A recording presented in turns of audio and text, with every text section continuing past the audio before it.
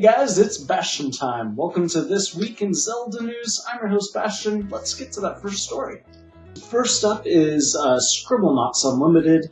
That is the Wii U version, and basically, I know I've mentioned this before, but Link and a bunch of Zelda objects and characters are in that game. The game, in case you've never played the original version of Scribblenauts, is basically you sort of type in an object or a word, basically, and you can be very creative with this, and then it has this enormous database, and it will cause that object to appear. So in this instance, you can cause Link to appear, Zelda, Ganondorf, Beast Ganon form, Epona, and various objects, the Triforce and the Ocarina of Time, all these things from the Zelda games. So that is pretty awesome, and sounds like an interesting game. I haven't played the original Scribblenauts, but I think I'm going to give Scribblenauts Unlimited a shot. Next up is this awesome necklace.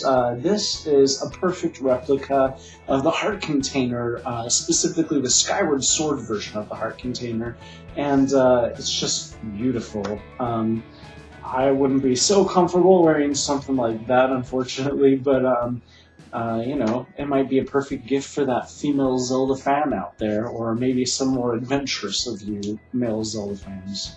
For all of those of us who missed the boat when Club Nintendo was offering the Golden Nunchuck, they are offering it again, thank goodness. However, it is a lot of points. I just wish that they would let us buy these things outright, because I'm really bad at inputting my points and losing the cards that say how much the code for the points and things like that. So I'm not going to be getting the Golden Nunchuck anytime soon, unfortunately, except maybe on eBay. Hopefully somebody will post one eventually. But anyways, if you've got a lot of Club Nintendo points that you're looking to use, now you can on a Golden Nunchuck.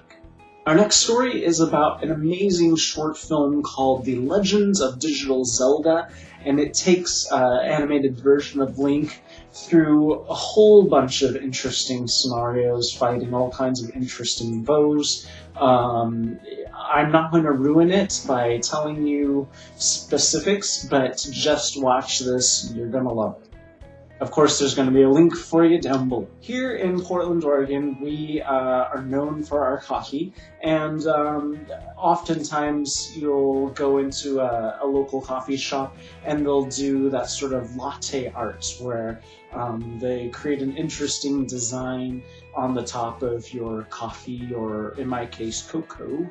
But I have never seen this, which would be amazing. A barista / Zelda fan decided to create various amazing pieces of latte art depicting Link and Zelda, just Zelda. Wow. Next time I see the leaf or whatever that I get in my cocoa, I'm going to be a little disappointed. Next up is something that I cannot believe never occurred to me to do when I was a kid, because I was a gigantic Zelda fan and I was a gigantic Lego fan, specifically the castle sets, and why I never did this, I don't know, but one fan took it upon themselves for some sort of expo thing to recreate the entire original Legend of Zelda Overworld in Lego.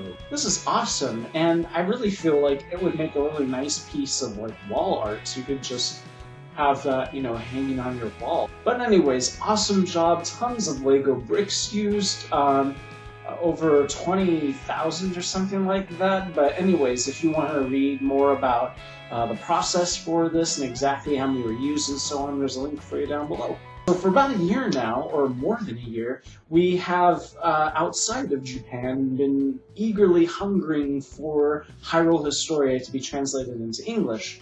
Thankfully, Nintendo decided to go ahead and let Dark Horse Comics, or maybe it's just Dark Horse now, take on that project, and they have now released their version of the front cover. The North American version is going to get a different cover than the Japanese cover, and as much as I thought the Japanese cover was awesome, the North American one is pretty darn sweet. And to go along with that, they've created a trailer for you to watch, and so there'll be a link for you down below. And then finally, just a quick little comic. It's by Awkward Zombie, and it's pretty funny. You're gonna want to read it. There's a link for you. So that's it for this episode of This Week in Zelda News. Of course, tomorrow is This Week in Nintendo News, and then on Sunday there actually will be a video, and it's going to be a long overdue. Games like Zelda, and you know, I think I'm going to be doing those monthly again finally. So anyway, stay tuned for that. See ya!